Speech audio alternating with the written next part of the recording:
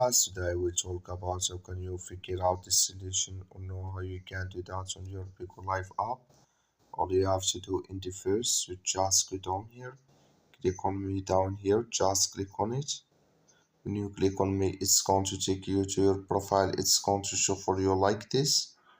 Just go above this sign, click on it here. So when you just click on it, it's going to take you to this list. Click here on notifications. Then it's going to take you to this list. It's going to show for you like this. You just scrolling down here until you will find here official message notifications. You click on it and here you select here if you want to receive but not alert or receive here your official message notifications on your Bigo Live app.